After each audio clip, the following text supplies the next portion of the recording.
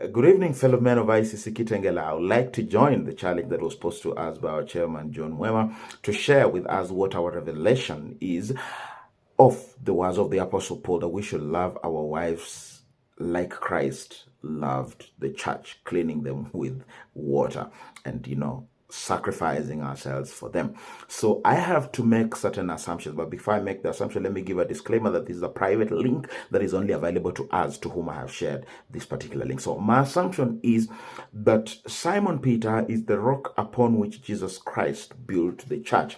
And so if Simon Peter is the rock upon which Jesus Christ built the church, and the church is you and me, Simon Peter being a man like you and me, then the example of how Jesus Christ treated, handled, and walked with Simon Peter from beginning to end becomes the embodiment and the epitome of the example of Jesus Christ, showing Simon Peter how to handle the church by borrowing from how Jesus handled Simon Peter.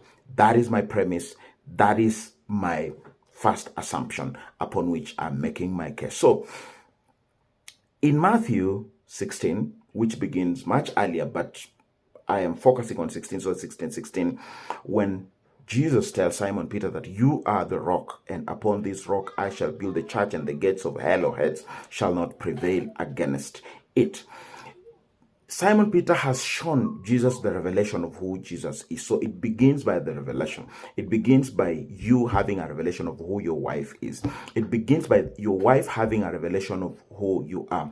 And in such a manner that you do not build familiarity and contempt for each other, but understand the revelation that as much as Jesus was walking with Simon Peter did not perceive him as that ordinary person, but as Christ the Messiah, the Son of the living God. What is the revelation of your wife about you? And if your wife does not have the revelation that you are her leader, you are her chairman, you are her priest, you are her husband and the head of the family, then you have to do what Jesus did. You have to provoke conversation that try to settle this matter, or to bring this matter into perspective, such that eventually your spouse and your wife can understand the pedestal where you stand. Remember, this is a conversation that was initiated by Jesus Christ. So, revelation, you have to bring revelation to your house with your spouse, and that is part of love. It is important. The other fashion of love is that Jesus treated Simon Peter like a heir. He built the church on him. He told him that he's going to build the church on him. Remember, the church was built much later after Jesus has died. But at this point of revelation, Jesus made Simon Peter a heir and promised him that upon him he will build the church, number one. But number two, that there was an everlasting covenant that upon this particular church, upon this particular rock, the church will be built, and the church shall survive. It shall prevail. The gates of hell shall not prevail. So it is assurance and inheritance. You need to give heritage to your wife, to know that she is the next in command, that she has a place in your heart, in your life, in your inheritance. Her place is secured, and that if you are not there, she is the one taking charge and taking command after you. You should be able to trust her enough, and you should be able to assure her enough that her place is not up for competition, that she doesn't have to work so hard to find her first place in your life and in your space. Assurance and heritage. Now, the other one is trust. Jesus Christ trusted Peter.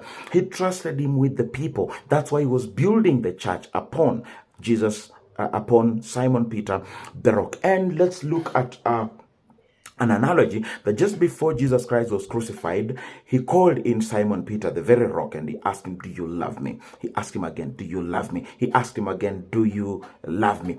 And Simon Peter was agitated. He was furious, and he became aggressive and said, come on, Jesus, I have proved to you that I love you. I will die for you. I will do everything. So, two things. One is that you need to be able to check and counter check and audit the love situation in your family. You need to audit the commitment. You need to audit the covenant. It is Jesus Christ provoking this. It's not about staying back. Jesus did not stay back so that Simon Peter comes and proves that he is still committed to the mantle, that he's still committed to the cause and to the covenant and the house and to her place as a wife. No, it is what a real man does, which is to take initiative. But you should provoke the conversation with your wife. You should do it as much regular as possible, not necessarily shouting it down or demanding it down, but seeking God's wisdom and guidance and the experience of other men to find a way where a conversation can ensue in the house that settles very clearly, the pecking order, and settles very clearly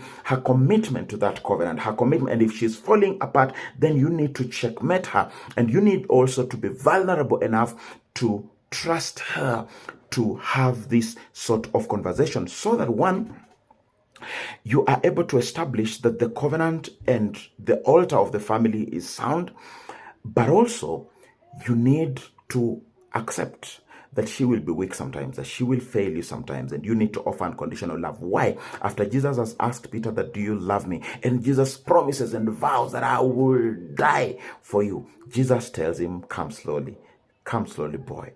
Before the cock crows 3 times, you will deny me.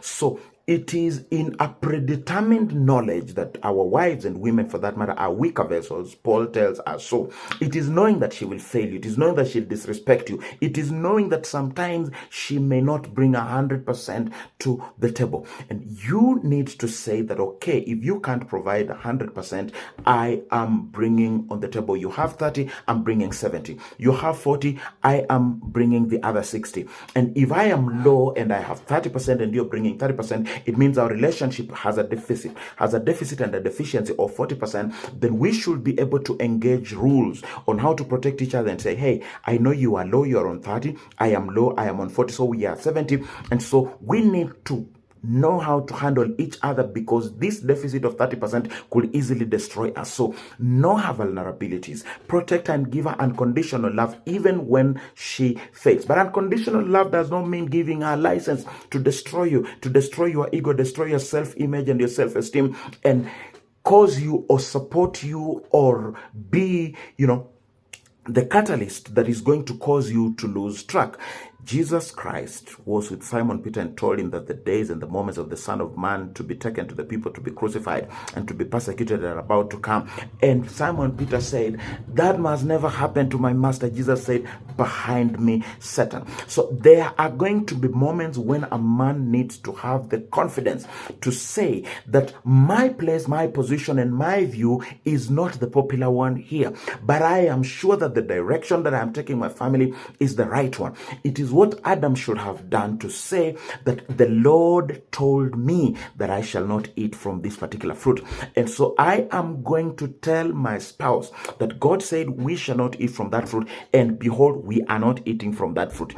I shall not eat from that fruit. You shall not eat from that fruit. And none of us is going to eat from that fruit. And it does not matter whether you withhold love. It doesn't matter whether you are going, whether you know that you are my heartbeat and therefore you are going to try to stop the heartbeat, and because I will be suffocating, I will come begging and turn around like all the men have been turned around. Talk about Samson, talk about Solomon. A man should be able to understand, but let me not get into that, but a man should be able to understand that there will come a time when they have to stand a ground, even the unpopular ground. And that is what most men are afraid to do. And most men have lost their battles, and the battle of their egos. And I'm not talking about over bloated egos. I'm just saying that your ego must be intact, in place, and in balance. But a lot of men have lost their ego and lost their self-esteem because of their inability to be unpopular in the face of their wives, because they are addicted to their wives and they believe that they have to give their wives every way, every time. But I'm saying that Jesus told Simon Peter, behind me, Satan, when it was necessary. But Jesus was also gracious, loved unconditionally to Simon Peter. Even when Simon Peter failed, Jesus still came back to him. After resurrection, Jesus goes, Jesus dies, resurrects. Simon Peter went back fishing. So your wife will repeat certain things that you've already settled. She will repeat mistakes that you've already gone past, and you think, I thought we had settled this matter. And she will still take you there.